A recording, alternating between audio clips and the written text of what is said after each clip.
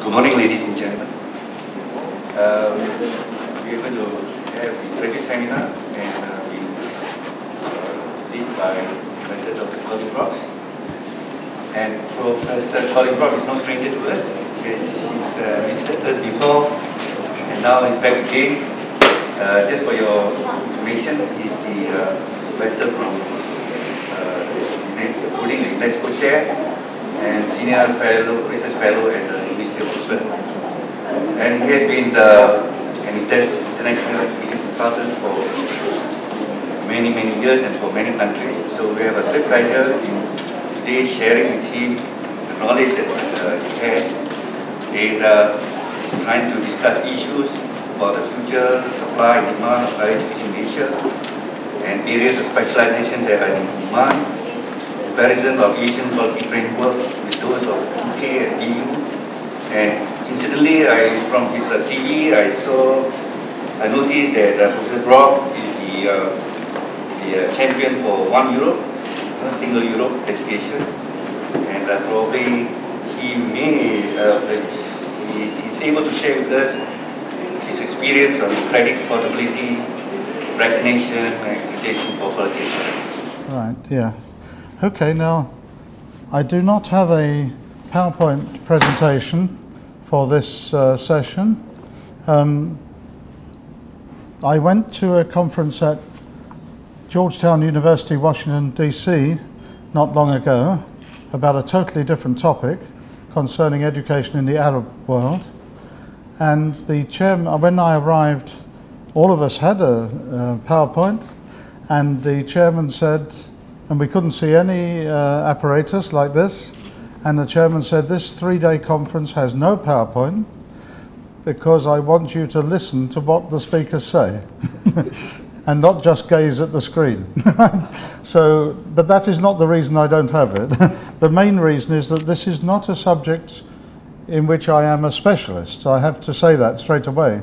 I have been involved in this type of work since about 1998. So I've been involved in it with UNESCO mainly during that time, but it isn't something that I specialize in. My own specialist background is in comparative and international education. I'm a geographer by original background. I was first of all a lecturer in geography before I became a lecturer in education, and my work in education has been mainly in comparative and international education, and within that mainly in international educational development, that is to say in developing countries. So I've had the good fortune to work in many developing countries in South Asia, to some extent Southeast Asia, more in Africa and in Latin America, and the tropical island zones of the Caribbean, the Indian Ocean and the South Pacific. As well, of course, as working in USA, which is an important part of any person's experience. I've been working there since 1972 in various different universities in the USA.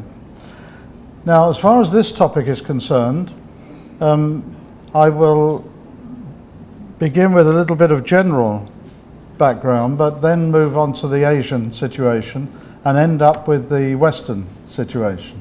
And then I will compare to some extent the two situations. I first became involved in this type of work when I was invited to participate in the first effort that UNESCO made with the World Bank to create or to try to address the problem of diversity. The word diversity is in the title here, in order to try to address that problem, because the diversity was not just the fact that there were so many countries and so many cultures and languages, it was that there was a massive diversity of standards. In 1998, I was invited by UNESCO to be part of a team to organize the first international forum on quality assurance internationally that UNESCO was trying to do something about, because there was so much diversity of standards. Almost all the countries in the world are members of UNESCO. There is a notable exception very near here, Singapore. which has never been a member of UNESCO. They just don't have anything to do with it. United States and Britain left UNESCO a few years ago and then came back again. That was for political reasons. And the United States is on the verge of leaving again. But that remains to be seen. The United States has already said that it's withdrawing its donation to UNESCO, even if it remains a member. So UNESCO has a problem existing and operating. So I have to say that at the beginning.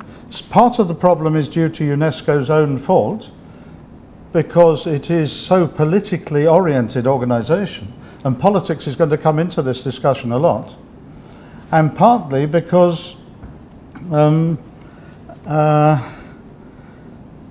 well, education is under the control of individual countries and governments. So although most of the governments in the world are there in UNESCO, UNESCO has no power over them.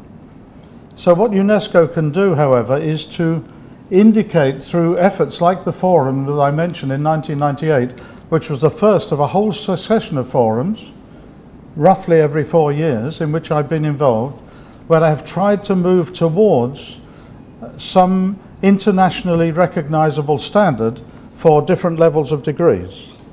And this is in higher education I'm talking about now, not schools, for universities and colleges throughout the world. But UNESCO has no power to, it's got a lot of prestige, but it's got no power to actually make any individual country do anything at all. So that is a limitation. However, it remains one of the most important organizations in trying to solve the sort of problems that we're talking about today of quality assurance. Another organization I want to mention at the beginning is GUNI, G-U-N-I. And I'm going to give Professor Chow a publication from GUNI at the end that he can use here, if he wants to, in the university here. And the book from which the publication comes may be here, or it's easily attainable, and it can be read online anyway. GUNI is the Global Universities Network for Innovation. G-U-N-I, the Global Universities Network for Innovation. It's a sort of offshoot of UNESCO, but it doesn't belong to UNESCO. It's sort of fathered by UNESCO, if you like, and also by the United Nations University, which is in Tokyo, but has branches in other places. So the UNU and UNESCO encouraged the development of GUNI, which is now up and running for the last 10 years or so, under its own sort of impetus and its own funding. I think it gets a little bit of funding from UNESCO and the UNU, but mostly it has to get it from elsewhere. And it is located at the University of, the Technological University of Catalonia in Barcelona in Spain. That's where it's actually located, but it doesn't belong to Spain. It just happens to have its offices in that university. Now, GUNI, every year, almost, sometimes every other year, has conferences on the role of universities around the world in different ways. And in 2007, the focus of the conference, the global conference, of which there were 400 of us there, was quality assurance, accreditation for quality assurance. And the massive book from which I've got 2 chapters here to give to Professor Chow to use in whatever way he wants, to duplicate for people, put it in the library here, whatever he wants to do. That book was the result of the conference.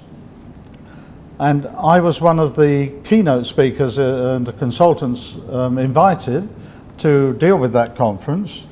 But the chapter that I was asked to do was more historical development of quality assurance throughout the history of universities from 500 BC right through to the present day. So it's called The Historical and Societal Roots of Regulation and Accreditation for Higher Education for Quality Assurance.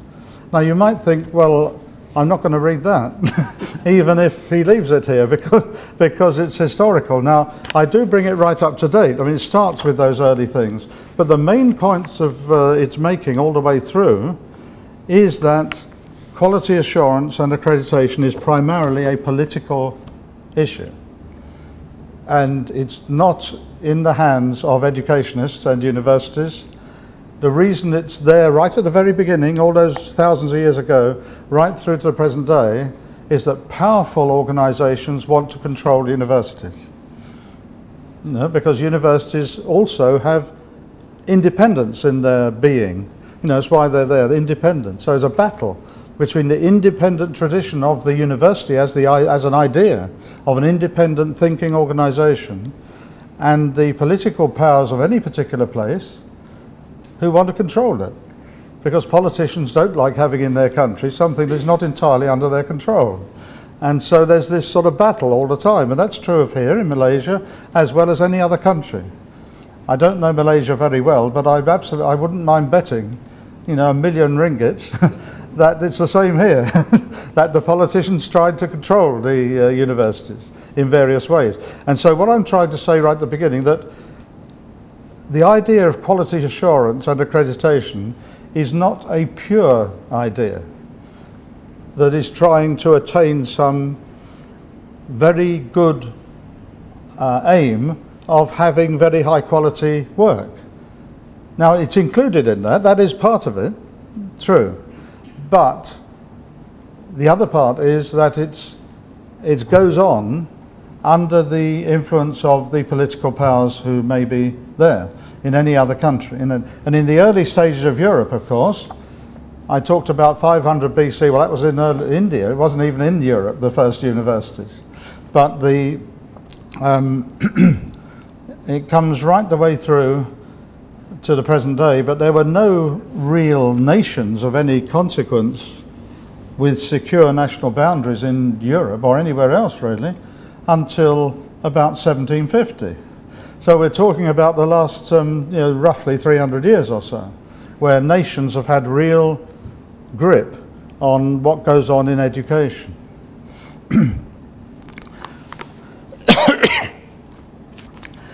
Now that is in this book. I'm going to give Professor Chow this copy, which is actually the copy I printed off on my computer. This is not it's exactly the same. I mean, the content is exactly the same. But this copy I'm going to use to begin with to talk about the Asian situation is the chapter in the book on Asia. Or Asia Pacific, I should say. Not Asia, not the whole of Asia, but Asia Pacific, which is the region you're dealing with here. So the first thing is, accreditation and quality assurance is only partly an educational quality matter. It is also at least partly, if not entirely, a political matter of nations and their relations between each other. Now, as far as UNESCO is concerned, they're trying to get over the political matter and try to get the whole nations of and at the various meetings that we've been having since 1998, it's impossible to do that for the whole world based in Paris. You can't do it like that. You have to do it by regions, and I'll come back to the regional idea later, because the regional level of activity is quite important here, because Malaysia is part of a regional organization, and Southeast Asia, ASEAN that is, and other organizations too. And Southeast Asia is one of the most recognizable regions of the world. Some of the regions of the world are very artificial in their sort of construction.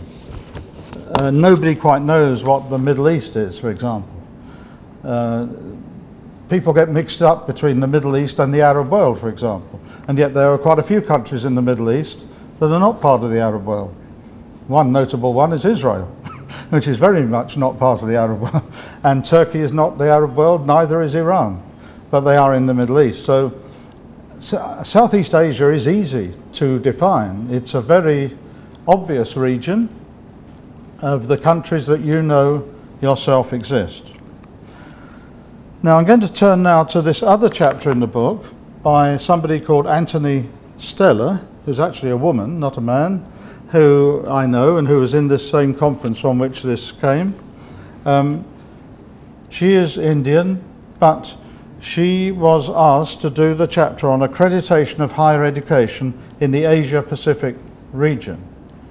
And I want to base what I say for the next part of it on the headings that she uses in her paper, and which I will give to Professor Chow later on.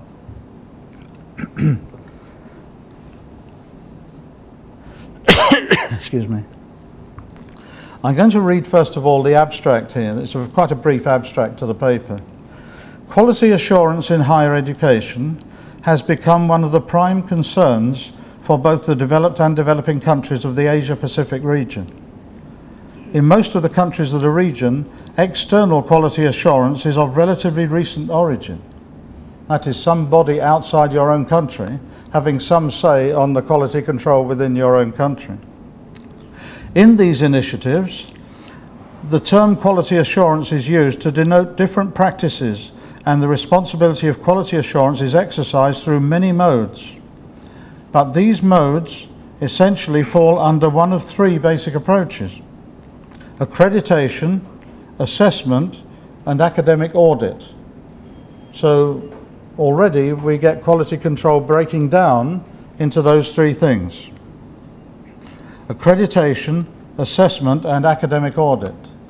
So accreditation is being accredited by a body that is deemed to be appropriate to give you accreditation. Now the first thing is that body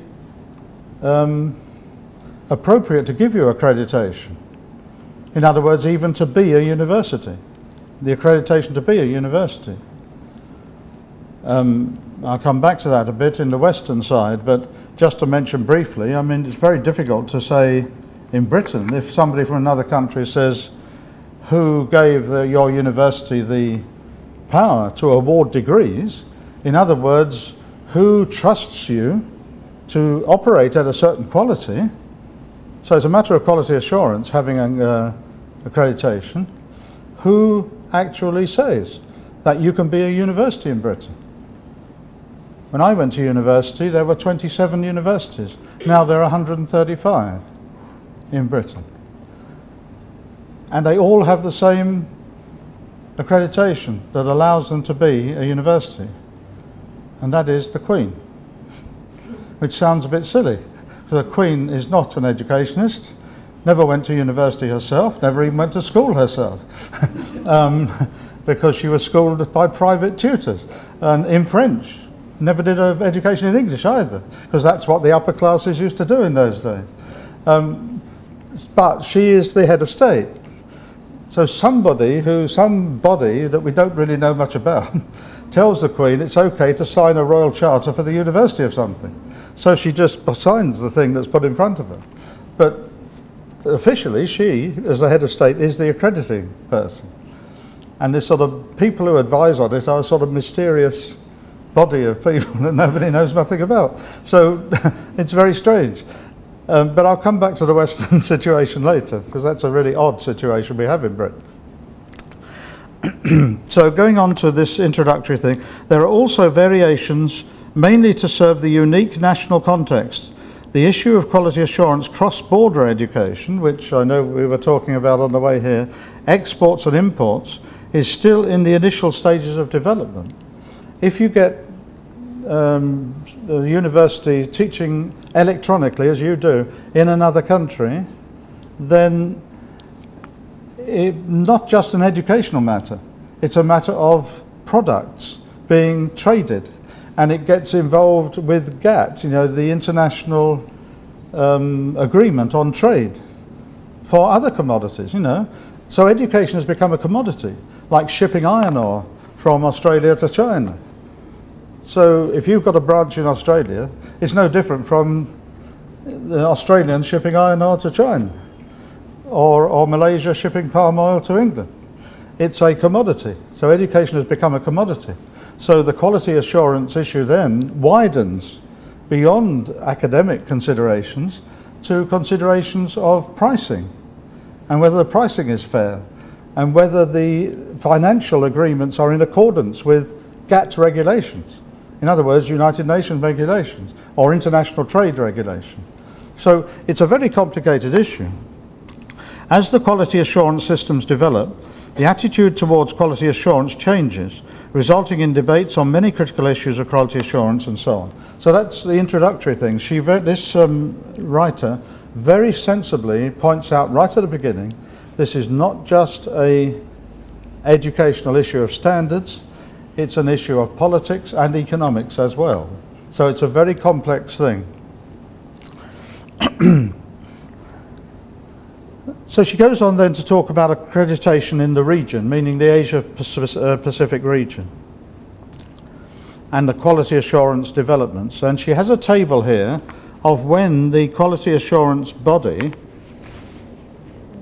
quality assurance agencies in Asia Pacific countries were established. And I'm going to read through the dates very quickly.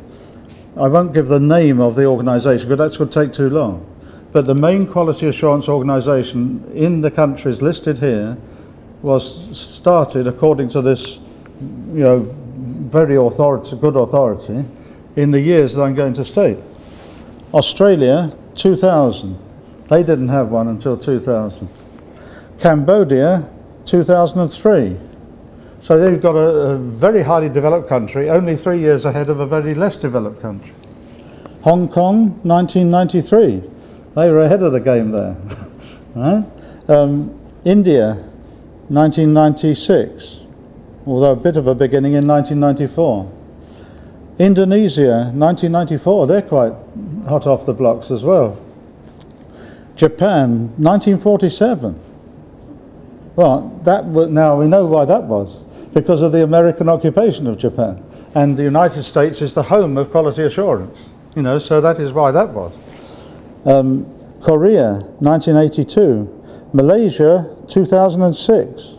I'm going to read what it says there because we're in Malaysia. National Accreditation Board, established in 1996, merged with the Quality Assurance Division, QAD, of the Ministry of Education to form the Malaysian Qualifications Authority in 2006. Now, this article was written in 2007.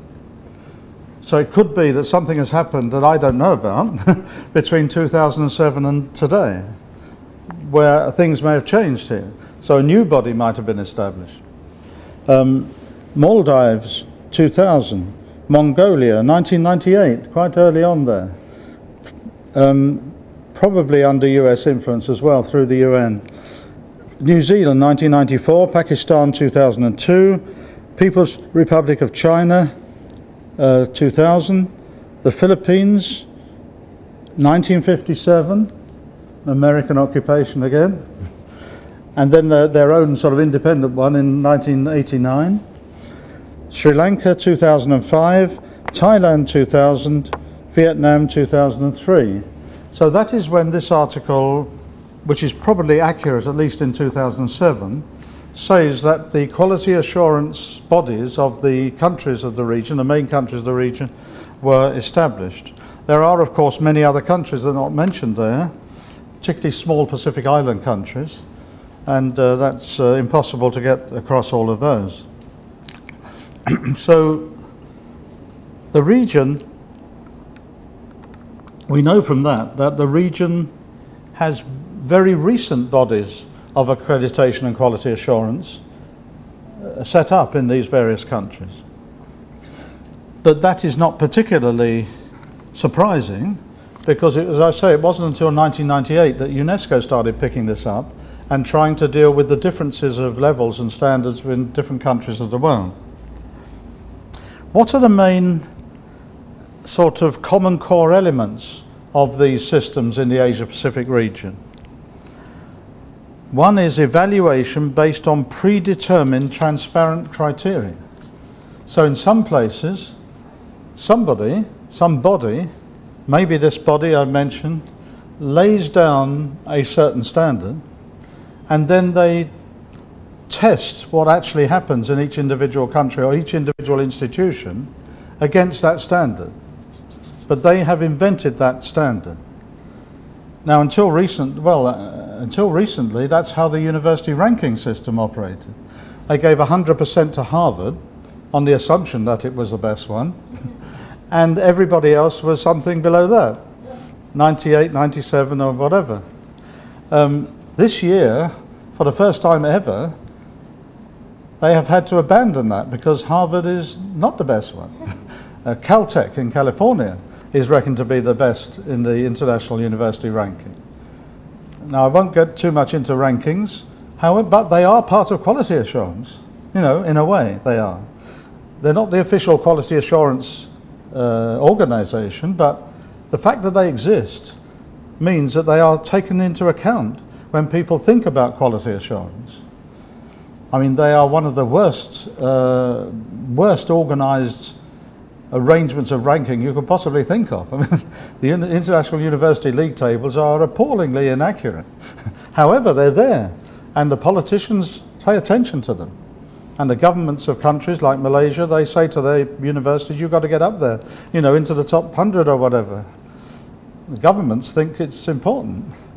But I won't go on about that, that's a different topic. But it's not unrelated to quality assurance. So one thing is evaluation based on predetermined criteria. The second one is on a process based on a combination of self-study and peer review, where the standard is not set by some independent body, like the first method, but the universities have peer review by other people in their field from other universities, and they have self-study, self-evaluation. So it's a combination of what the university says its standards are and how much it has developed since the last session. Some places in this region do that, together with peer review.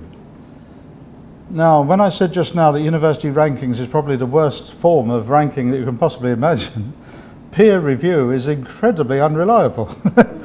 Peer review means what one academic thinks about another. So if you're going to ask the professor at Harvard what the standard of economics is in Yale, he's going to say it's worse than Harvard, even if it's not. So peer review is incredibly unreliable. And at the level of peer review of articles that are put in journals, they're sent off to referees. And they are sent off anonymously. And I review things like that for journals. And there's no name on it because you're not supposed to know who's written it. But all you need to do is look in the references, and you'll find that one name among the references is there much more often than others. And that's pretty likely to be the author. So you can identify the author straight away. If it's an author in your own country or another country in your field that you don't like for some reason, you say don't publish. If you like the person, you say publish it. I mean, peer review is awful in terms of unreliability, you know. So self-evaluation and peer review is a pretty shaky way of quality assurance, but it exists in some places. Another thing is, to what extent is there public disclosure of the outcome? Even if it's a sort of transparent, good method used for quality assurance of the universities in a particular country, to what extent is there public disclosure of the outcome? In other words, the real story of what happens in these different universities in a country, if it was told to the public, might result in half of them closing down because they wouldn't go to some of those universities. So one matter of quality assurance, another issue with quality assurance in this region, and I'm sure it's true elsewhere, is it wise to actually give the results out publicly? Or should the results be kept secret to the government and maybe to the universities only, and not put them out? And what is the period of time over which the quality assurance label that an institution might get, you know, one good, not so good, and so on, how long should that last? There is universities and higher education institutions gather myths about what they're like and what their quality is. one of the myths in England is that Cambridge has to do with science and Oxford has to do with social science. That is a myth which has been out of date since it started. Both universities are excellent in pretty well every subject area. And the leading, certainly the leading biotechnological work in Britain anyway at the moment is being done at Oxford. Cambridge has a very well established applied natural sciences, particularly physics background. But the physics department that is nearest to uncovering the origins of life and the nature of matter is actually the one at Oxford. Now, why do these things change? You get a myth and it sticks. Or you might say, at a lesser level, you might say, go to University X in Malaysia. You want to read economics, you go to that university because that's got a really good economics department. That is probably due to a very excellent economics professor who was there for, say, 10 years, but who may well have retired 2 years ago. And the person that's replaced them may not be as good. And so the information is always behind the times. It's always 5 or 10 years old, the information that is in the gossip, in the mythology. So that is why the question arose just now, to what extent should the real story be given out to the public? It's a mythological thing. The next issue, set of problems that this author recognizes is the diversity of practices in this region of Asia Pacific. Massive diversity of practices, not just diversity of levels of university and types of university, but of practices that are undertaken in the name of quality assurance. What is the role of the accrediting agency in any particular country? Is it participatory or is it coordinating things? Does the quality assurance agency participate itself in the quality assurance figure that's being derived, or is it just coordinating the information that comes into it? Is the primary objective of the exercise accountability or improvement? In other words, is it just an effort by the government and the authorities to make the institution accountable to them, or is it a genuine effort to improve the academic standards? In other words, there's a battle there between politics and education. Who's paying for it? That's very important. We have a saying in English, he who pays the piper calls the tune. In other words, the person with the money ultimately decides what's happening. You can go through all sorts of pretend quality assurance exercises, but who's paying? In Britain, the person paying or the body paying is the government. So the government controls what happens when the information comes through to it after the quality assurance has been carried out. So who's paying for this is very important, because if they're paying, they're going to have a say in this. And they may not like it if the quality assurance exercise shows an institution that they don't approve of for some reason coming out on the top. They'll say, well, we're not paying until you put that one down the list. So there's a power there, which is sometimes a governmental power, sometimes not. What is the unit of analysis of quality assurance in all these universities in Asia Pacific? Is the unit of analysis the institution, in other words, the ranking of the university overall, or is it the department or the faculty that is being compared with faculties in other parts of the region? Sometimes you find the regional sort of statement would be for the universities and not for the departments. So you might find a university coming out very high in the region overall, but in a particular subject, so we say economics, it might not be very high, it might be quite low down.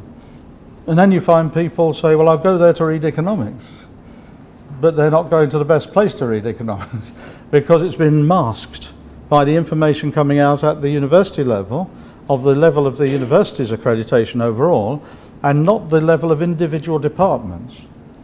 Now at the national level, of course, in Britain certainly, and probably here, the quality assurance exercise is primarily based on departments. So when you get lists in our educational press, a league table of engineering departments, a league table of modern languages departments, and so on. That is what people look at more than the league table of universities overall, because the best department of something or other might be in a university which is not the very top. For example, in Britain at the moment, the leading medical faculty for training of doctors and nurses is the University of Newcastle. Not Oxford or Cambridge or London, Newcastle. Perfectly decent provincial university in the city of Newcastle at the moment is rated the top medical school. So if you want to go to Oxford and read medicine, you will get a decent training. I mean, I'm not saying the one at Oxford is useless. I mean, you will get proper training. I mean, it's okay. You can go there. It won't do you any harm. But if you want to go to the best one, you go to Newcastle. And most people don't do that. They don't think of that. But the knowledge is there in the public press about all these different subjects. And that is reckoned to be the important level to give the accreditation, not the accreditation, but I'll come to accreditation later, the quality assurance ranking is more sensible to put out subject by subject, and it's separated into undergraduate courses up to, get the degree of bachelor's. There's one lot of information for that, and there's a separate lot of information for what the universities do at graduate level. Because some of them are very good at the undergraduate level at a particular subject and not at the graduate level, because they might be very new university that has not yet developed a research cadre of professors to do the higher degrees, but they might be doing very well at the BA level. So you should go there for the BA level and then go to a well-established university for the doctorate somewhere else. So it needs to be disaggregated, and not just looking at university as a whole. It needs to be subject by subject. We have this quality control, I'll mention it in a bit more detail later, called the research assessment exercise for graduate students and their courses in all subjects. And in educational sciences, in around the year 2000, when we had one of these RAEs, my department at Oxford came fourth. And out of about 60. And it so happened that the director was resigning that year. Not because we'd come fourth, he'd just become 65 years old. So he resigned, and left, not resigned, he'd sort of retired. And they had to find a new one. So the Vice-Chancellor at the time said, where are the ones who got 5-star? That is the very top mark, 5-star, and only 2 universities had 5-star in the year 2000, Cardiff and Bristol, in educational studies. So the Vice-Chancellor said, who runs the education department in those universities? Turned out to be the same person who'd moved from Cardiff to Bristol, or the other way around. During the course of those 5 years, he had been responsible mainly for driving the standard in educational studies in both those universities. So the Vice-Chancellor said, we must have that person. But you're not allowed to just appoint somebody without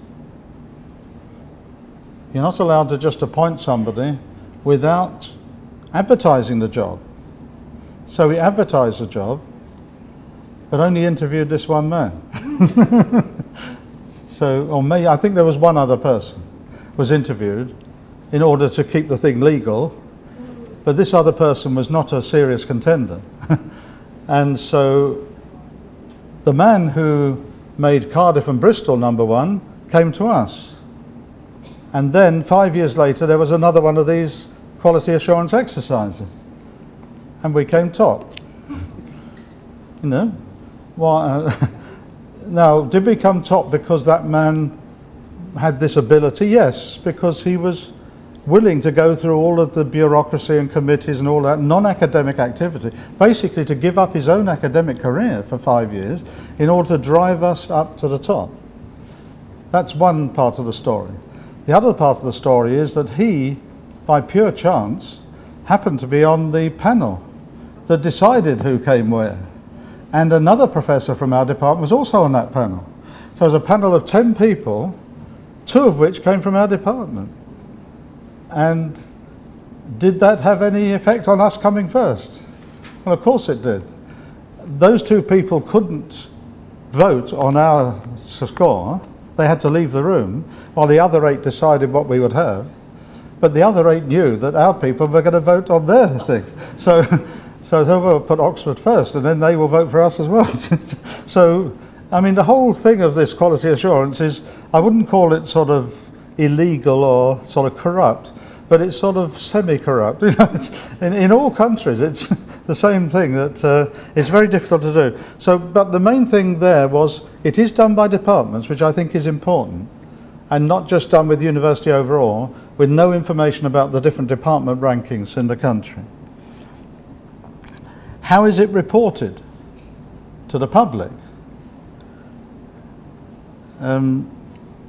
How independent are the accreditation decisions? In other words, is the part of the government, in Britain it's the Higher Education Funding Council that does all this. How independent are they?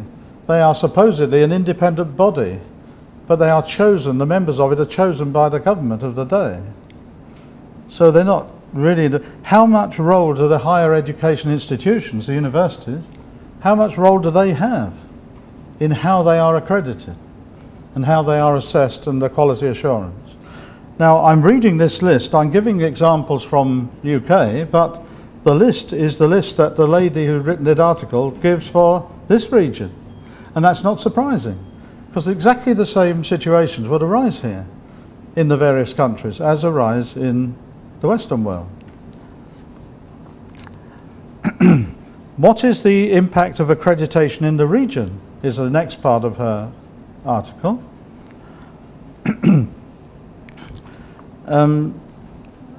What conflict is there in this region between the national context and the regional context, and particularly when there is a university that's operating in more than one country, like yours does?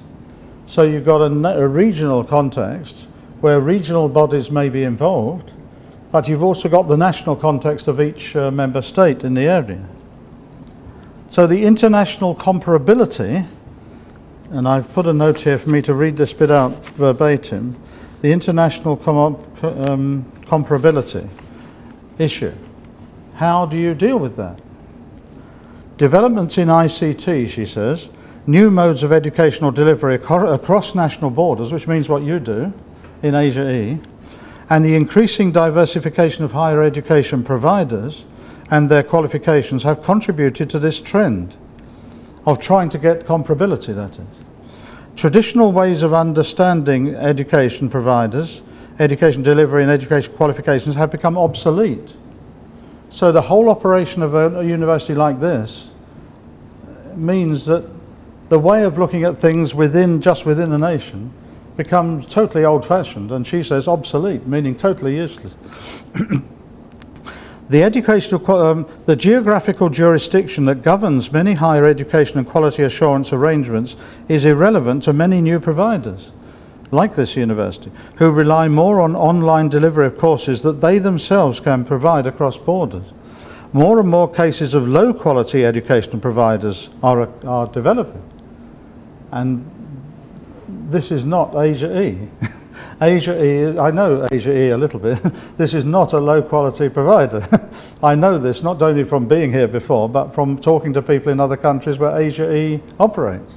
So I know it's a serious business and it's doing it at a high level. But you know better than I do, because you have competitors, that some of those competitors are very, very low standard, and they are not offering the standards that you're offering to people in other countries or even here. Consequently, the quality of the qualifications obtained through cross-border education providers and the portability of international comparability of these qualifications are becoming more and more concerning to governments and to people who get qualification. There is an increasing awareness that the national framework oriented towards assessing national context is not adequate to deal with cross-border things. The need for international comparability and convergence in the education assurance approach is becoming very important. And that is what UNESCO is trying to do since 1998, is to persuade nations to cooperate, and universities like this to cooperate with similar universities elsewhere, to produce a high-level, credible standard that people can rely upon. These new trends, attention to national context and looking beyond national borders, and diversity in assurance practice at national level, and the need for convergence in the quality assurance approach, can become complementary. These two international considerations and national considerations need to come together. You can't any longer have a credible quality assurance system that is only for your country. This is what she's saying. And that doesn't only mean for e-learning places like this. It means for other people. I spent the weekend in Kuantan with a family of a student of mine from Oxford who comes from Kuantan. She has first degree from University of Exeter in England, and she came back and taught for a while. Then she came back and did a master's degree in Oxford. Now she's come back again, and she's working here now in Taylor College. Now, none of her university degrees come from this country, but this country's authority has to decide, are those degrees she has okay? Now, you might say, oh, well, it must be okay, because Exeter University is a well-established university in Britain, and Oxford is Oxford. I mean, you know, must be okay. Well, if you know Oxford as well as I do, there are parts of it that are not so good. However, our department's okay. We're number one, as I've just explained, because our man was on the chair of the committee. So we're number one. And she was in our department. So you can say, okay, her master's from Oxford is super, because she was at Oxford at the time that we got the number one spot. I don't know about her English at Exeter, however. That was achieved some years ago. And there are many more departments of English in Britain than there are education. And I'm sure Exeter University is okay. I mean, it's a good provincial university. But I don't really know anything about the standard of that particular program. However, I would guess that because it's in Britain, it'll probably be assumed by the Malaysian authorities it's okay. You know? And this student is a first-class student and now a first-class teacher, so I don't think there's any problem that she's come back to teach here. But people don't only go to Britain, they go to the Middle East from here. You know, when I was last here in March, there was the revolution in Egypt, and the Malaysian government was flying planes out to Cairo and bringing the students back in their hundreds. So I realized there were lots of Malaysian students in Egypt. What about the standards of those degrees? Now, the fact they I'm not suggesting because they're in Egypt that they weren't any good, but I'm pretty sure that in Egypt there's a lot of variety between the different universities there, as there is in any country. So this is becoming more and more important, not only because of electronic universities like AeU, but because of people moving. Now, in other words, electronic education across borders is not the only form of cross-border education. The people moving between countries is another form of this. These two trends, attention to national context and looking beyond national borders and diversity, these are big concerns, and they can become complementary, and they should become complementary when governments consider their quality assurance procedures. It is heartening to note, she says, that many collaborative efforts and much dialogue has been seen in the region in recent times. So in other words, this region is actually beginning to look at itself at a regional level. Now, AeU operates outside the region as well, but within the region too.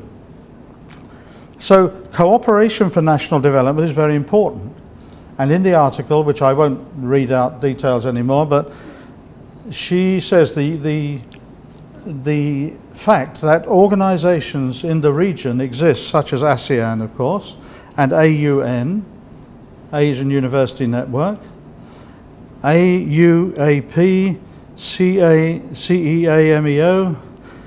UNESCO Regional Organization for Asia Pacific, based in Bangkok. These things are all here in the region and can exist. They can extend their work to assist this problem of quality assurance and knowing what standards are in different places.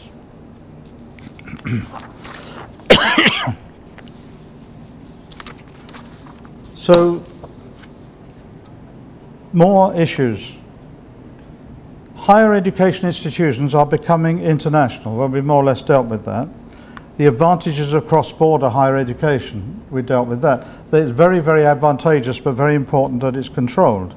The problem of rogue traders, we've touched on. Well, we didn't quite touch on it. We did touch on poor quality e-universities. That's not quite the same as rogue traders. A poor quality e-university is one that's set up properly, you know, and legal, but it's not operating at a very high standard. But rogue traders is something else. It's when a person sets themselves up in their home and starts advertising all over the world. You send me 1 million ringgits and you get a PhD, you know. That happens. It happens here. It happens in USA. USA has a terrible problem with this. We have a little problem in Britain, not so big. Recently, it was uncovered the University of Ilchester in Britain. And people started presenting to employers that they had a PhD or a BA from the University of Ilchester. Ilchester in England is a village of about 500 people. Not likely to have a university.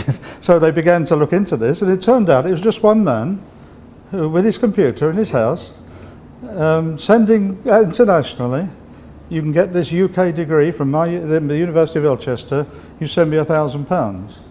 And some people were silly enough to do that. But when I say they're silly enough, they got the thing back again, and quite a few of them had actually got jobs on the basis of this, because the employers had not bothered to check whether there's a University of Ilminster. And of course there wasn't. It was just this one man sitting in his little house making money on his computer, printing the certificates and posting them out to people. You know, so you know, this is a problem, big problem, difficult for quality assurance to deal with.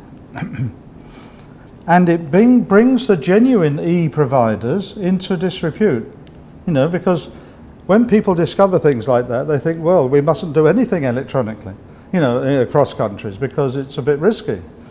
Is AsiaE a proper place, like it is? Or is it just Professor Chow giving out degrees? They don't know. So the quality assurance system has to assure that the public knows this. You know, so that goes back to the thing is, how much information does the public receive about the quality assurance that is discovered when the things go into practice? A few final points. We need quality assurance and accreditation. Before I just briefly go on to the Western side, we need quality assurance, obviously, for the reasons we just talked about. But there is a creeping amount of it, growing all the time. And you get people whose whole careers is in quality assurance. And then you get academics drawn into quality. They've got to join on the committees, like our people from Oxford. What are they doing? I mean, they're being paid to be professors of chemistry, and they're sitting in London for hours and hours on end trying to work out quality assurance. You know, overload. You know, who should be doing this? So there is what we call assessment overload. There's too much assessment going on that is contributing to this quality assurance. It's an important thing, but it's become out of hand almost, an industry of its own. And too many people who should be doing other things, in other words, their talents are used better for their country in something else than in sitting on a committee deciding whether somebody else is doing anything any good or not. Meanwhile, they're doing nothing.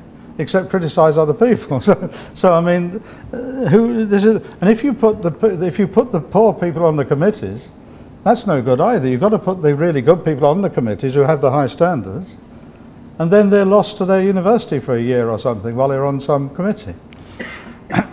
So accreditation is also getting out of control. You know, the idea that you've got to be accredited is really, you know, coming out of control, and the cost of it and the politics of it. Now, briefly to finish, and I'm willing to take any questions later, you know, whatever, it doesn't matter, I'm not in a hurry this morning. Where did it come from, this appalling thing, this great monster of quality assurance and accreditation? It came from the UK corporate sector. In other words, quality assurance was devised by industries and corporate bodies for good reason, to try to make sure that their products reach a certain quality and that their staff were able to work at a certain level. And that's 100 years ago we're talking about, when the corporate bodies in America became the powerful corporate bodies of the world, and the United States took over from Britain around 1900 as the most powerful economic power in the world.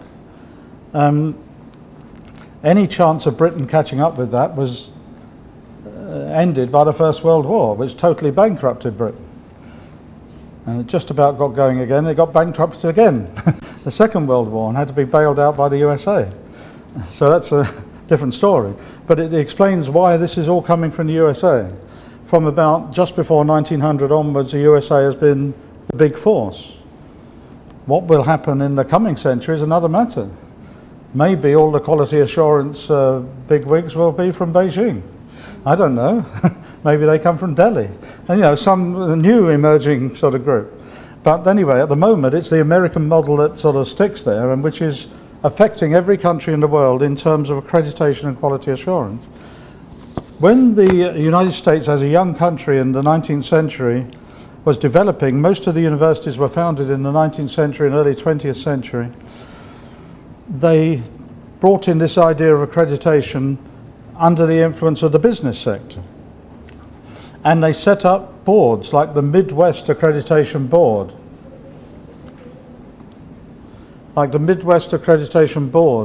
And the New England Accreditation Board, and so on. So when an institution is set up, it has to get accreditation from that board before it can actually function. Or if a university from another country, and you may have done this in the USA, you want to do a degree program, whether it's electronically or maybe by sending over your own professors there, you have to go to the accrediting board in the USA. A few years ago, I helped my previous university, University of Hull, to set up a PhD program in Connecticut in the USA. And in the USA, the individual states are very independent of each other. So I had to go before the accrediting board of the state of Connecticut, and I had to answer questions and give documentation and all that about the University of Hull, because I was simply their consultant. I'd left by this time and gone to Oxford, but Hull thought that because I was at Oxford, it would help their accreditation. So they sent me instead of somebody else. Anyway, the Americans are very ignorant, as you know, of anything that's outside the United States, or probably outside their own town even. But so the University of Hull has been there for nearly 100 years. And they said to me, does it really exist? And I said, yes, it does. But they had why did they ask such a silly question, you might ask? Because in Connecticut, just down the road, there is a man in his house selling these degrees for $1,000, and they're trying to deal with that problem. So for all they knew, the University of Hull might be like that. However, they could have looked on the internet, where the University of Hull has a web page and massive amount of information about itself. I mean, they didn't do that. So I had to answer more questions. Has anything important ever come out of the University of Hull? So I was ready for that one, because when I arrived at the University of Hull in 1977, the professor of physical chemistry broke through before the Americans and the Japanese in creating liquid crystal technology digital displays. So if any of you are wearing a digital watch now, it's from the University of Hull. That's where the breakthrough was made, in the University of Hull. The digital display at the airport, you know, any digital display, the ones that were on when we were driving in, telling you how many seconds you've got before you can go, the red light's going to go off. That's from the University of Hull. I mean, the patent is from Hull because it was invented there. So I was able to say this, you know. I say you go across the road outside this building, you do that because the University of Hull invented this thing. And eventually they agreed, and we got the right accreditation to do something in Connecticut. But the point I'm trying to make, I don't want to be too hard on the Americans, they did seriously think there ought to be accreditation because it's a new country and there wasn't anything sort of already there, if you see what I mean. Then they went to Harvard and said, Harvard had been existing for a couple of hundred years before these accreditation agencies came in. Harvard is half as old as Oxford. It's a sort of offshoot of Oxford, really. I mean, so they said to Harvard, which accreditation are you going to have? And Harvard said, none of them. We are Harvard. Our accreditation is that we are Harvard and we are number one. And we are going to remain number one, so we're not going to be accredited by anybody. However, they're now number two, so they might think about it, but probably won't. Harvard has fantastic amount of money, amazing amount of money, so it's never going to bother to get accredited because everybody wants to go there. And while you've got very good candidates going there, why do you want to bother to go to some organisation of people who are less intelligent than you are to try and decide whether you can give a degree or not? So Harvard's staying up there, I think. In London, so all of this is to do with managerialism and creeping business speak, as it were, into this accreditation. And it's very important. I'm not against accreditation or quality assurance in this region or anywhere else, but it shouldn't be too much driven by the business model. Educationists within each country, together with international organisations like UNESCO, should work out something that is appropriate for educational institutions. But bearing in mind that educational institutions are becoming more and more business-like. When you're selling degrees in other countries or you're bringing students from other countries and charging them fees, you are involved in a business deal, and therefore that's important. In England, very briefly, the first thing that started regulating British universities was the University Grants Committee set up in 1919, and then the Higher Education Funding Council, which we have today, is a sort of comes out of that. And the government gives money to the Higher Education Funding Council, and it's the Higher Education Funding Council that runs these quality assurance things every 5 years of the departments in universities, which brings the overall status of university. The problem there is the university funding is tied to money.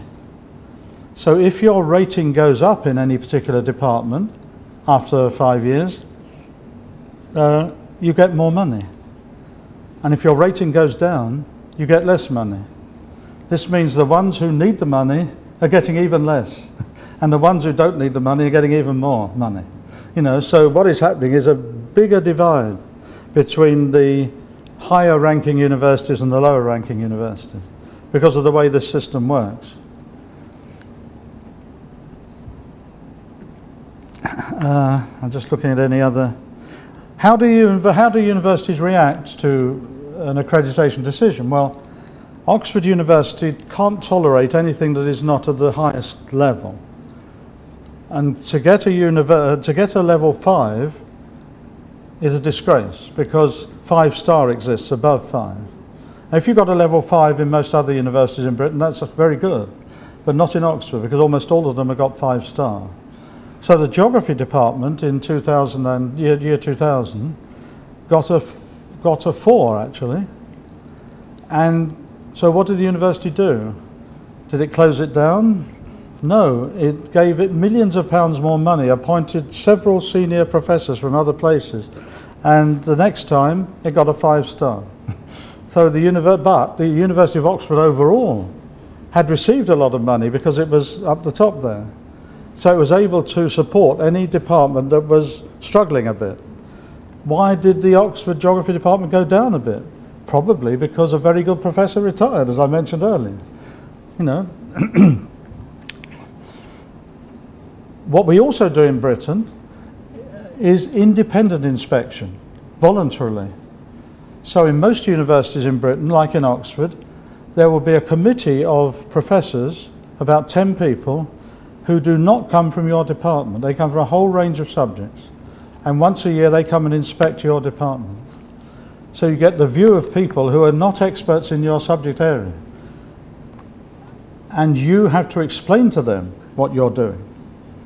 Now, the fact that they might be a professor of nuclear physics doesn't really matter because they're intelligent people. So the point is, can you explain what you're doing to another intelligent person who will understand it if you explain it properly? And if they don't understand, then there's something wrong with what you're doing. Which is, in other words, don't inspect with people in your own discipline. Because if we'd have had the Professor of Education from Cambridge to come, he would want our people to inspect him. And so they just do a deal, basically. You give me a high mark, I give you a high mark, in the same discipline. If you employ people in different disciplines, particularly disciplines like I mentioned, you know, cosmology, or open heart surgery or something, to come and inspect teacher training, these are intelligent people who know nothing about what you do, but the fact you will have to explain to them is an important part of showing that you have standards. We are part of Europe, so we, meaning British universities, are in the Bologna process, which is an attempt being made over 10 years already to try to make sure that all BA degrees are the same standard and length, all masters and all doctorates are the same standard, or as near the same standard as you can possibly get in a 27 country, well, sorry, it's more than that. The Bologna process is not confined to the European Union with 27 countries, it's more than that. It's more like 40 countries with many different languages. And it's not finished yet. It's been a difficult process, it's been, but it is edging towards success, which tells us that quality assurance internationally is not easy and it's going to take a long time. And people have to be prepared for that. So if the ASEAN region tried to do something somewhat like that, would be a good idea. But it would take a long time. And individual people and governments should not be impatient for it to be done in a year or 2 years. It would probably take a decade to do it, you know, properly. But there are models, and the Bologna process is a good one. And I say UNESCO, I mentioned, tries to do a global job, and then then there are these other things that are not helpful, like the university rankings and PISA and such like. Anyway, I better stop there because it's been about roughly an hour, which is what I said I would. I don't mind going on, I'm not lazy, but I don't want to bore you anymore, and I'm very happy to take questions from anybody. Thank you very much indeed. Thank you. Malaysia is noted as 2006. It started with the Well, that's when something was set up, according to this thing. Yeah, but ever since I know myself, that was like 1975, yes. I realized that we always say our education has high quality, yes, because we follow the British system. Yes. And That's a when dangerous assumption. but there are some truth in it. Yes, There's a lot of truth in it, actually, because the University of Malaya was set up during the British, actually. Yes, that's true. Yeah. And also, when I went to the United States to do my master's, I told them I had taken 2 statistics courses in University of Malaya in my bachelor's degree, and I wanted an exemption. I got an exemption. So that shows the... Well, it shows that there is a, what shall I say? Recognition. Yeah, but it's not an official recognition. There is, and I wouldn't call it mythology either. It's not as bad as that. There is some assumptions, if you like. There was an interesting case of this. My student from Kuantan, not in education, we went to the Hyatt hotel, which we were in Kuantan, to have a cup of coffee at the beach. And she paid to go in the car park there. She's a local person. And when we came out, the steward on the door of the hotel, and I was with her this time, I wasn't with her when she paid to go in. I was with her. And he said, and he looked at me, and he said, you can have the car park free. And when we went to the gate to get out, she was given the money back. And I said, well, why on earth they do that? And she said, because you were in the car. As a foreigner, as a visitor, you see. Now, that was unnecessary for them to do that. I was very pleased that she got her money back and so on. But it's a little bit like in other words, saying that because I got the car park free for her, that a British university is a good place to go to. You know, it's not necessarily the case. But I can see, well, this is in a way, what's your point? I'm not saying that what happened to you was wrong. The course that you did was probably very good, you know, that they recognise. I'm not saying it wasn't. But I'm just saying that if that was done on a global scale, rather than going into some proper assurance exercise across the world, like UNESCO's trying to do, it could be difficult. Yeah. It wasn't difficult in your case because I think it was reasonable to assume that University of Malaya was okay. You know. At that time as well, the MQA did a good job as well for quality assurance, yes. I think. And also being in the Commonwealth yes. is another factor that there is some kind of yes. quality, there's some kind of body that governs it at that time. Well, the Association of Commonwealth Universities exists for the Commonwealth countries, and they have an educational interest, but they don't have an accrediting role. They're not an accrediting body that says that, but if a university is a member of the Association of Commonwealth Universities, the ACU, they are likely to have participated in meetings of the ACU, and that would hopefully improve the university. You know, but it's not real quality assurance, is the point I mean. It's sort of halfway between quality assurance and mythology, you know. Yeah, coming from different countries, of course, it's not just quality assurance, it's the way things are done. Now, we have a lot of American master's degree students come to us. American master's degrees, some of you may have done them, have a lot of teaching in them and little courses that you have to pass. The British master's degree has very little of that. Many fewer lectures and much more work the student has to do on their own for research. So in Oxford, in our particular programme that I'm in, the Master's degree of Comparative Education, we teach most of it on a Tuesday, Wednesday and a Thursday. And then usually there's half a dozen American students in our course. And the same thing happens every year on the first day. They come in, we give them the programme, and they look at that, and they say, what do we do on Monday and Friday? Because in the USA, they've been told what to do every single day. Whereas in Britain, they're not told to do every single day. So we take them to the window, we say, that building over there, that's the library. That's what you do on Monday and Friday. You go to the library and you read something. Or if you like, you just go off and play football, do something else. Because in Britain, we have a very strong regard for when a student comes to a university, a significant amount of their time ought to be spent on extracurricular activities. If they spent all of their time studying, there's something wrong with them. If they've got no interest outside in anything else, you know, what sort of human being are they? Just a robot, basically. So we try to encourage them to do it. I'm not talking only about undergraduates now, postgraduates too. They should join in whatever their interest is or find a new interest. It might not be sport, it might be music, it might be art, it could be almost anything, provided they do something other. So when we're looking at somebody who comes out of the University of Oxford or any other top university, they've probably got a very good record because they're very bright people. How are you going to choose between them? They've all got first class. You disregard that. What else have they done while they were there? And if they've done nothing else, you don't want them. If they've done something else, like being a porter in a local hospital at the weekend, a humanity type of thing, well, that person's got something about them. Spend their first spare time looking after other people.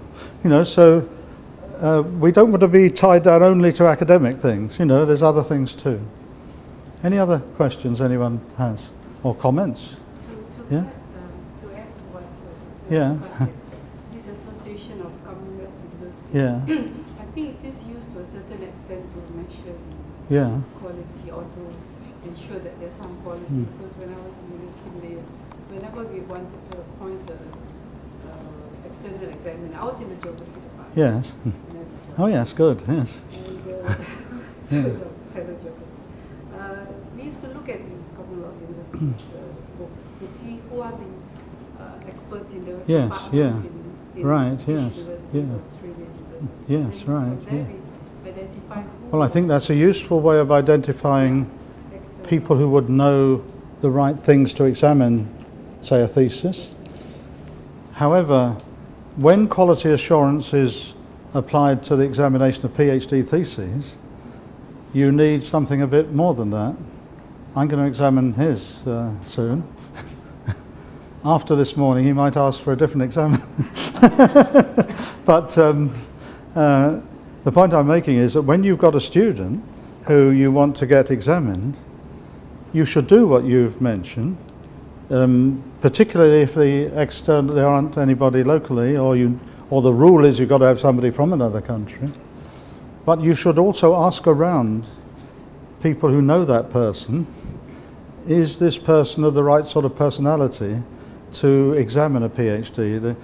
There are people that I know in my field who are the most expert people, but I would never put them with my student because they are unpleasant people. Their personality is just unpleasant. Also, I would avoid using one that's too young. They've just been through the PhD process and they've really suffered, you know. Got to make the candidate suffer, therefore. What you want is somebody like me, retired person who's got no sort of axes to grind and no more promotion to worry about and all this type of thing, you know. And you're a geographer too, so maybe I have a very simple, unfair classification of human beings. Are they geographers or not? If the geographers are okay, so but that's a rather bad piece of quality assurance. But no, seriously, examining PhD students does require something more than just knowledge of the topic. The person has to be the right sort of personality to do it. But so you can get the names of people who are knowledgeable about the topic, then ask around. Has this person examined for you? And if so, what were they like, you know, as a person? I think that's quite important, yes. That's what I did when I went to do my master's in You did UK. that? Yes, good. He was a map librarian. Yes. So you managed to do that? Yes, good, that's good, yes, yes. I'd Yes? like you to comment on the popularity of professional doctorates compared to academic doctorates. Ah, right. EdD, you mean, as compared Yes, with and also PhD, yes. industrial doctorates. Sorry? Industrial doctorates. Industrial ones, yeah. I'm not really into industry, I don't really know much about that, but purely academic doctorate leading to PhD, in Britain at any rate, is generally regarded to be a slightly higher status to have than an EdD. An EdD, reason being that an EdD, or maybe the industrial runs as well, they are sort of focused into the area of work that the person is doing and improving their level in that, which is very important. A PhD is rather more of an open piece of research, a serious research question that the candidate may have to employ a lot of different subject areas in order to answer the question. You know, it might end up, they might be in geography or something else, but you might end up having to read a lot of other things. So the PhD is, it's called a Doctor of Philosophy because, and not a Doctor of Geography, for example, because when a person is doing a PhD, they're likely to have to delve into all these other subjects to do it. And philosophy is the master of all subjects. If you put all the subjects together, it's philosophy. And that's why it's called Doctor of Philosophy, even if it's in chemistry. It's called Doctor of Philosophy for that reason. Whereas EdD would usually be EdD in mechanical engineering or EdD in education. Well, it would be EdD if it's in education, obviously, you know. So I think there is good reason why they are looked at differently. But the title of doctor is important for people. And I think if they get the title of doctor through an EdD or an industrial one, it's okay. I mean, it's well earned. They should have the title. And I don't think that people outside the academic world know that there is any difference. You know, they're still doctor something, you know, and that's what counts. I don't know if that answers the question. Yes. Yes, any other points? One, two, yes? Colin, allow me to look at this topic from a different perspective. Yes. The quality assurance of universities seems to be academic dominant, without taking into consideration the character building, the aspect of character building. I say this because the current world financial crisis is made partly to the corruption of morals among leaders who are supposedly graduates from Ivy League universities. In what way do you think this aspect of character building can be dovetailed to quality assurance? Well, I think it relates back to the point I mentioned earlier about not considering only the academic things that people do. By valuing the student's outcome according to whether they've participated in other activities. For the example I gave, like going at the weekend to be a porter in a hospital, you know, and wheeling people along to the operating theatre who are suffering from cancer and helping people, that is a character building exercise for somebody to do that. Or if they're the captain of a sports team in the university, they have to lead the university, they have to be lead the team rather.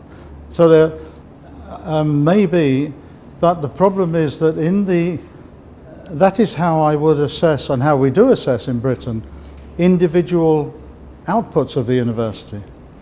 What you're talking about in a way is what we call value added things in the university rankings. And there is a movement now which is happening, certainly happening in Britain, and internationally I think it will. The university rankings are so useless, partly because of the point you're making, that they started off being made only on research output and whether you published in certain journals and things like that.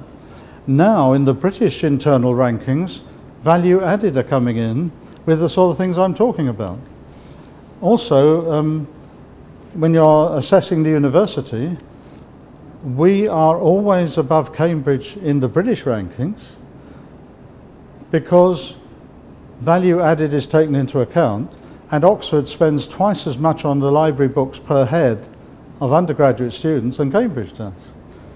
Oxford also has a better welfare system to deal with universities who have psychological or medical problems. You know, so that is not the same as character building, but it means when you're testing the institution. Slightly related to what you say as well is an area that universities tend to neglect, and in the what you might call a philosophical assessment of universities and what universities are for, they should be rated on three things, the literature says. One, their research level. Two, their teaching level. And three, what do they do for the region in which they are located? And at the moment, most universities do very little for the region in which they're located. Universities located in a big city like this is difficult because there are so many universities.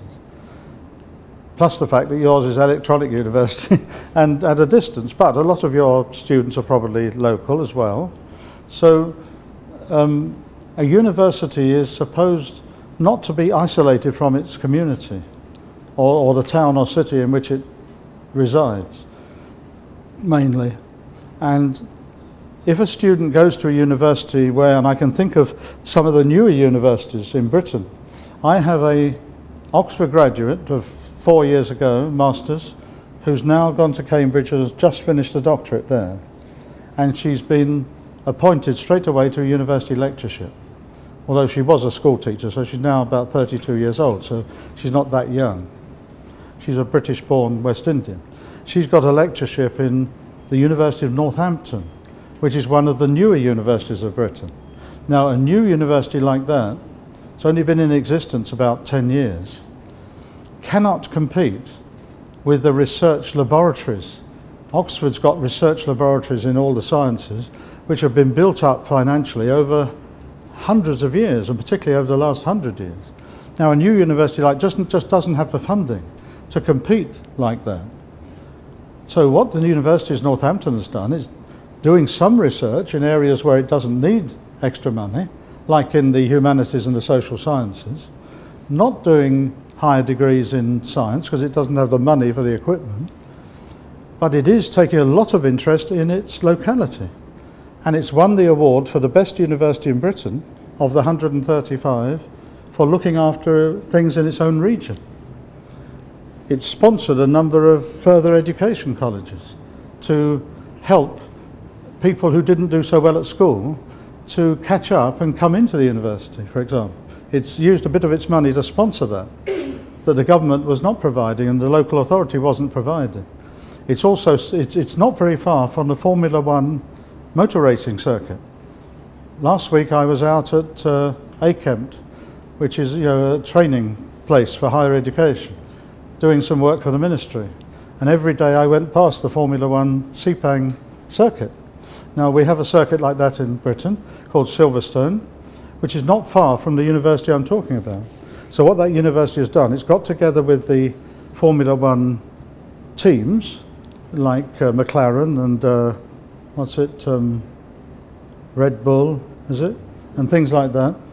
I'm not into this topic, but it's got together with the companies that have the racing cars, and it's got money from them, and it's set up a special college on the circuit so that young men and women can go there and study motor car mechanics, not necessarily only for racing cars, for ordinary cars as well, who have left school early but are interested in this and motivated, and then they come through this into the university.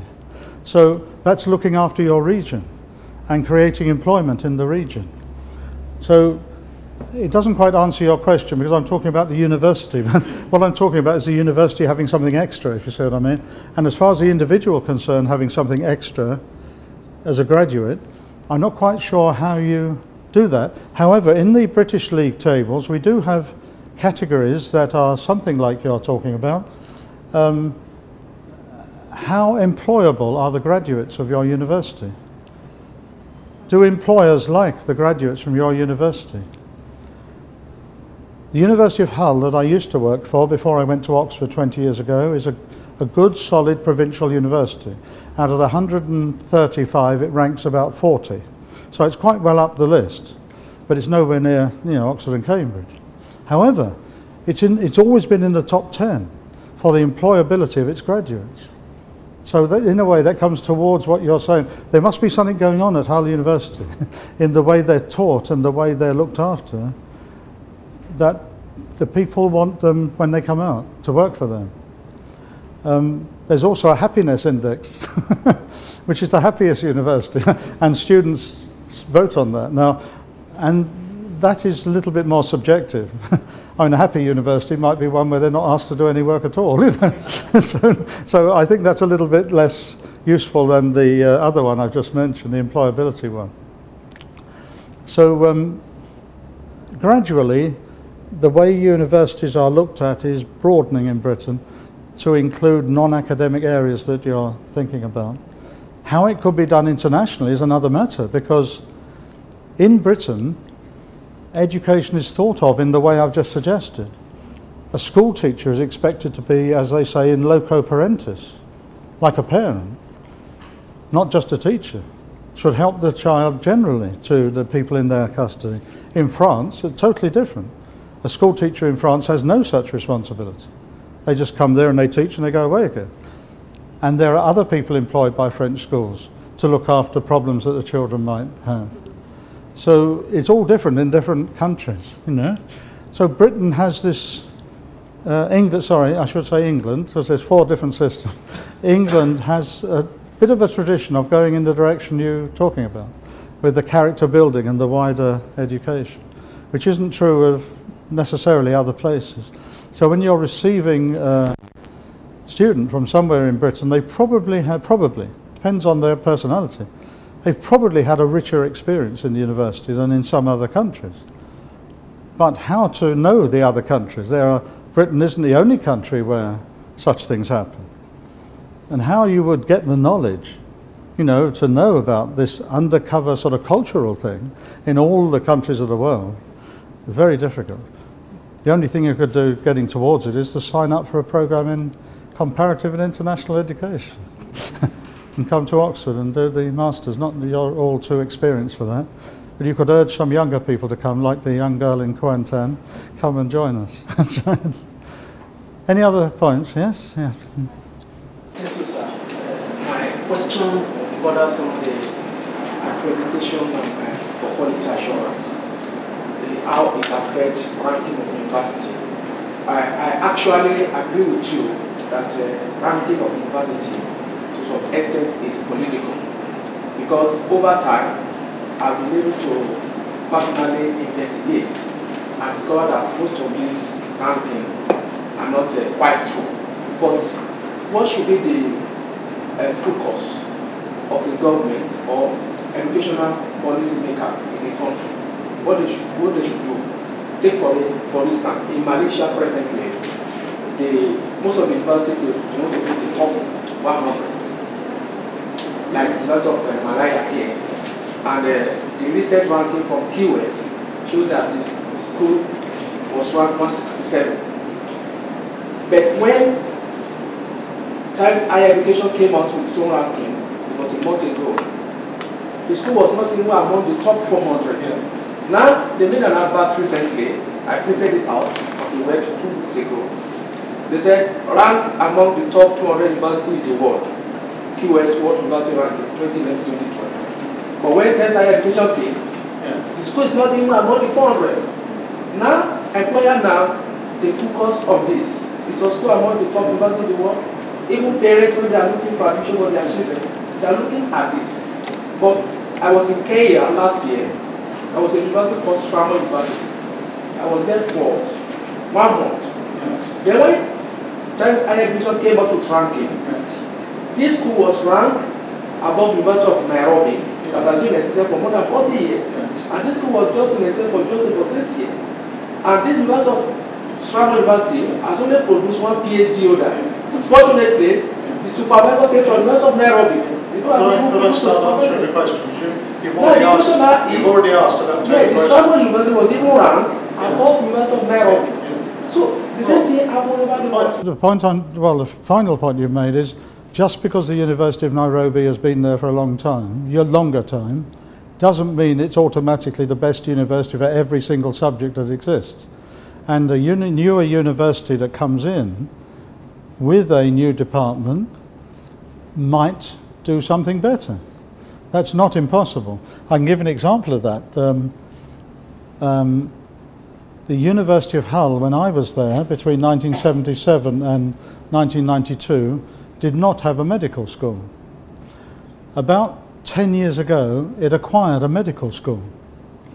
And the first time that the rankings in Britain happened, the medical school of University of Hull zoomed up to 5th in the country. And a few years before, it didn't even exist. It's somewhat like your example. Why was it suddenly so good? Because for the first time in 25 years, there were jobs available for professors of medicine. And people who've been frustrated, good people who've been frustrated in other universities, got these jobs. They also got a massive amount of up-to-date, latest medical equipment, because it was a new medical school. So it had the newest equipment in the country. So the next ranking, it was up there, number 5, out of about 40 medical schools. The next time, it was something like 10th, which doesn't mean that it got worse. It just means that things sort of settled down, and it didn't have the advantages that it had 5 years previously in just having all these new super professors and super equipment.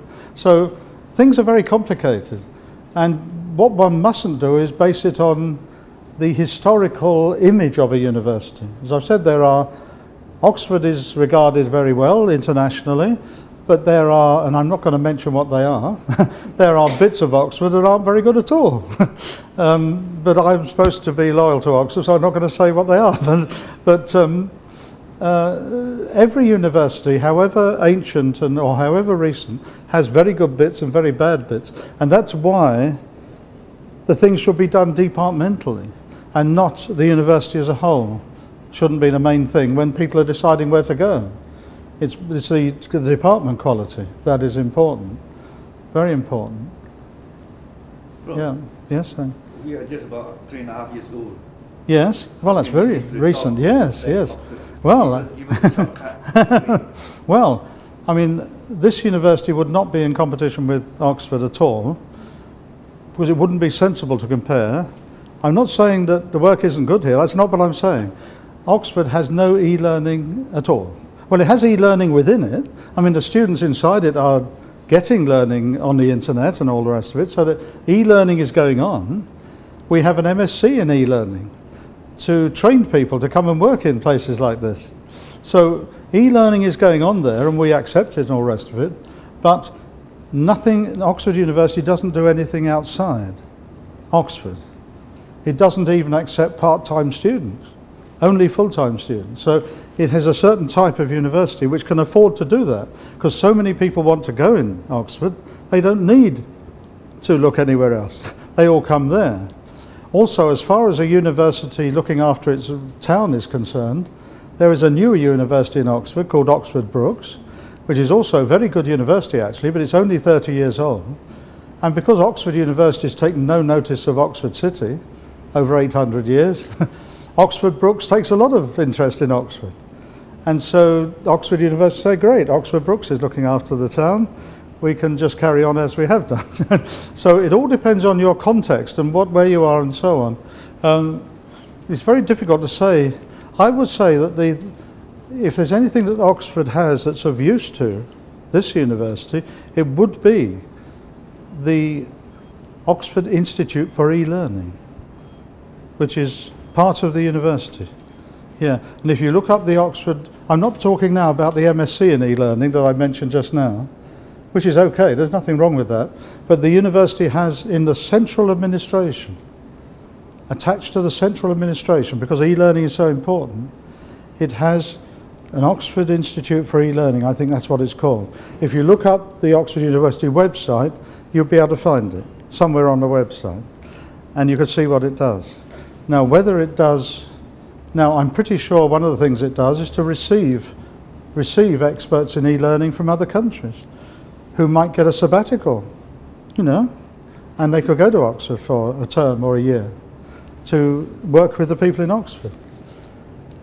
So that side of things, in other words, getting more expert in e-activities, becoming more expert in ICT, but actually doing e-learning across the world, then it wouldn't be the right place to go.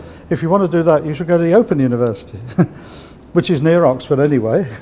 The Open University UK, founded in the 1960s, is one of the founders of, you know, international e-learning. So in fact, the thing to do would be go to Oxford, because that's nice, join one of the colleges, have good meals and all that, and then hop on the bus and go to this other Open University about an hour away and do your work there. Then you get both things, you see. So that's what I would advise, a combination of Open University and Oxford University. They're both called AeU anyway. Any other points anyone has? No? Well, thank you very much for your attention. We had a good session with Professor Prof, who had shared his international experience with us. And as a token of his appreciation, I would like to share. Oh, thank you very much. Thank you so much. Yeah. Yes. Oh, that's very nice of you. Thank you so much. Thank you. And thank you all for your attention. I've enjoyed being with you. Thank you. Thank you, Professor Chandler. Thank you. I am an adjunct member of this university, actually, and I'm very proud to be an adjunct professor here. And so when I come here, I'm part of the staff. I'm not really Oxford, I'm part of AeU. And so I'm very pleased and happy to do that. Yes.